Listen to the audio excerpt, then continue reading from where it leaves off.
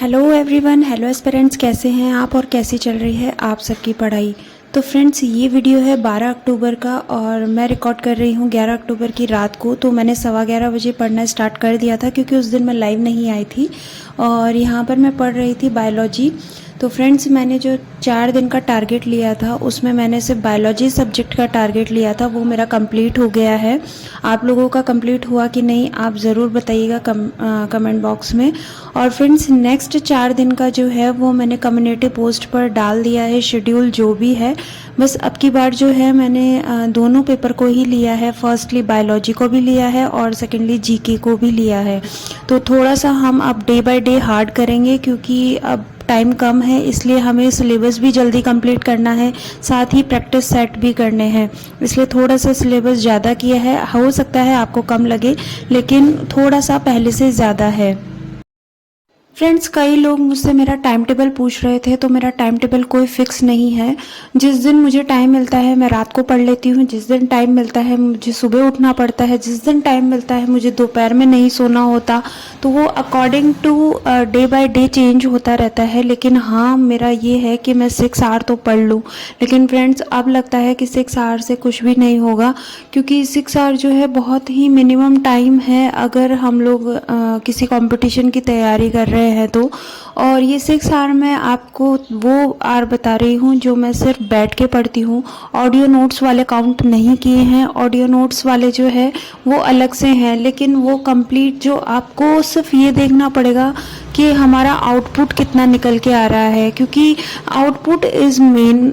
अगर हम कितना भी पढ़ लें और पढ़ने के बाद में कितने भी घंटे हम गिन के पढ़ लें कि हाँ हमने 8 घंटे पढ़ाई की है, 10 घंटे पढ़ाई की है, लेकिन जब तक हमारा आउटपुट अच्छे से निकल के नहीं आता कि वो टॉपिक हमें कितना अच्छे से याद हुआ है और हमारे कितने अच्छे क्वेश्चन उसमें सही हो रहे हैं, तो तब तक आपके पढ़ने का कोई मतलब नहीं है।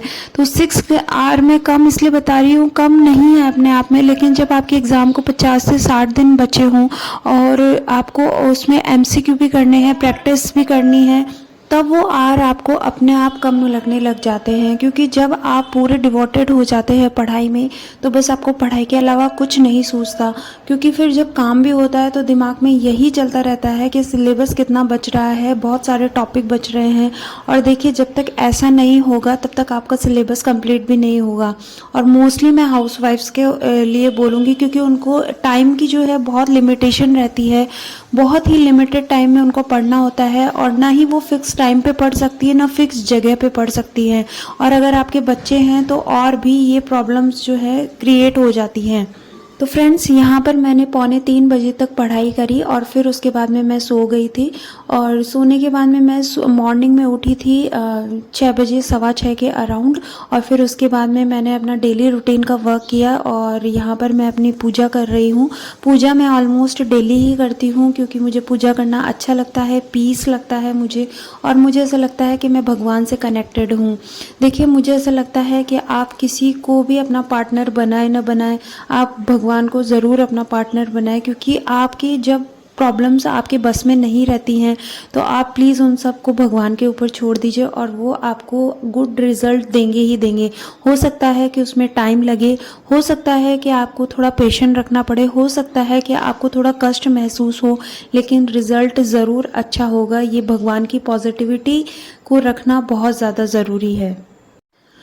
तो फ्रेंड्स, मॉर्निंग की पूजा करने के बाद में और फिर मैं सीधा चली गई थी अपनी फ़र्स्ट चाय बनाने के लिए। ये फ़र्स्ट चाय कभी बहुत जल्दी हो जाती है और फ़र्स्ट चाय कभी लेट भी हो जाती है, लेकिन ये जो पहली चाय है मुझे बहुत ज़्यादा सुकून देती है क्योंकि ये मेरी फेवरेट है और मैं इसमें थोड़ी सी चीनी ज़्यादा डाल के लेती हूँ क्योंकि मुझे मीठा बहुत ज़्यादा पसंद है और मैं सुबह बिल्कुल भी फीकी चीज़ नहीं खा सकती ना पी सकती हूँ। इससे मेरा थोड़ा माइंड डिस्टर्ब हो जाता है और अगर मैं थोड़ा सा मीठा ले लेती हूँ तो मुझे ऐसा लगता है कि पूरे दिन का काम बन गया। इसलिए मैं सुबह की चाय जो है वो थोड़ा सा मीठा करके ही लेती हूँ। और ये जो था मेरा सेकंड स्लॉट स्टार्ट हो गया था। यहाँ पर बाबू को सुला दिया था मैंने और सुलाने के बाद में वो उसकी थोड़ी तबीयत भी ठीक नहीं थी तो उसको मैंने थोड़ा दवाई दे के सुलाया था, तो इसलिए अलग रूम में सुलाया और थोड़ा अंधेरा वगैरह करके सुलाया तो वो काफ़ी अच्छे टाइम तक सो गया था। तो ये मेरा जो स्लॉट था वो बहुत ही प्रोडक्टिव निकला और इसमें मैंने अपने बायोलॉजी के मोस्ट ऑफ द एमसीक्यूज़ जो है वो कंप्लीट कर लिए थे। देखिए फ्रेंड्स, जब हम कोई सपने देखते हैं ना तो उन सपनों का पीछा हमें मतलब बहुत ही पूरी शिद्दत से करना पड़ता है, क्योंकि हम जब भी कोई सपना देखते हैं तो हमारे अड़चनें पहले आके खड़ी होती हैं और हमको पीछे ढकेलने के लिए तैयार रहती है। हम सोचते हैं कि ये चीज़ें हमसे पॉसिबल हो पाएंगी या नहीं हो पाएंगी, हम सेल्फ डाउट करने लगते हैं। लेकिन हमें बस रुकना नहीं है। हो सकता है कि हम एक बार टेस्ट दे रहे हैं या हम जो भी काम कर रहे हैं वो एक बार उसका ग्राफ जो है वो नीचे की तरफ चला जाए, लेकिन जब हम रेगुलर प्रैक्टिस करते हैं, जब हम सोचते हैं कि ये चीज़ रेगुलरिटी से करनी है, उसको एक रूटीन की तरह, जैसे हम नहाना धोना खाना पीना रूटीन की जैसे करते हैं, अगर हम अपनी स्टडी को भी रूटीन में कर ले, एक लंबे टाइम तक कर लें, तो हमें उसके मिरेकल रिजल्ट देखने को मिलते हैं। और बस फ्रेंड्स, मैंने जो पहले जो गलतियाँ की थी वो यही की थी कि मैं जब भी एग्ज़ाम आती थी, एग्ज़ाम की डेट से 2 महीना पहले पढ़ने बैठती थी। लेकिन अब जो है मैं उसको कंटिन्यू रखना चाहती हूँ और कंटिन्यू करके मेरे को एग्ज़ाम में सेलेक्ट होना है, बस एक ही चीज़ पे फोकस करना है। और हाँ, हो सकता है कि मैंने मल्टीपल एग्ज़ाम के फॉर्म्स फिल किए हों या करूँगी, लेकिन मैं अपनी तैयारी को सिर्फ़ और सिर्फ सेकंड ग्रेड के लिए डिवोटेड करूँगी, क्योंकि मैंने उसमें एक काफ़ी हद तक पढ़ाई कर ली है। अब उसको छोड़ करके मैं किसी और एग्ज़ाम की तैयारी करूँ, ना तो ये समझदारी है और ना ही ऐसा करना चाहिए, क्योंकि इससे तो कुछ भी हासिल नहीं होगा। और फ्रेंड्स, जब भी हमारे जीवन में दिक्कतें आती हैं तो हमें उस टाइम पे पेशेंस रखने चाहिए और ये सोचना चाहिए कि जब हमारा गुड टाइम ही परमानेंट नहीं था तो हमारा बैड टाइम परमानेंट कैसे हो सकता है। और उसके लिए हमें जो हम जैसे सुख को एक्सेप्ट करते हैं वैसे हमें दुख को भी एक्सेप्ट करना पड़ेगा। और दुख जो है वो केवल हमारी जो साइकोलॉजिकल इफ़ेक्ट का नतीजा है कि हम सोचते हैं वो चीज़ दुख है, लेकिन एक्चुअल में वो हमारे जीवन में क्यों आई है, हमें कितना आगे बढ़ाने के लिए आई है, हमें पुश करने के लिए आई है, वो सब चीज़ हमें सोचनी पड़ेगी कि इस टाइम भगवान हमसे क्या चाहता है।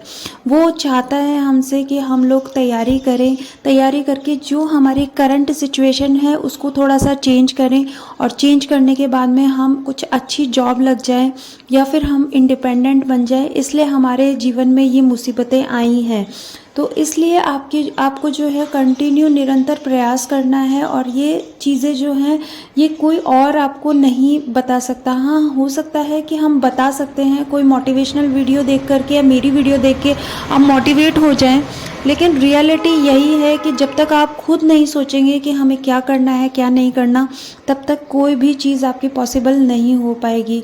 और फ्रेंड्स, ये शाम का टाइम हो गया था और जैसा कि आपको पता है कि 12 अक्टूबर जो है वो शाम को दशहरा था, तो जो अच्छाई पे जो है बुराई की हार हुई थी।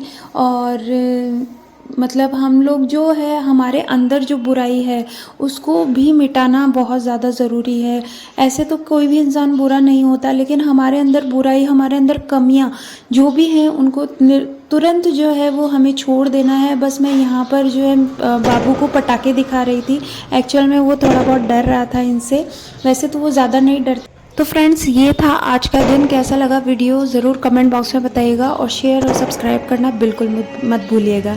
Have a nice day.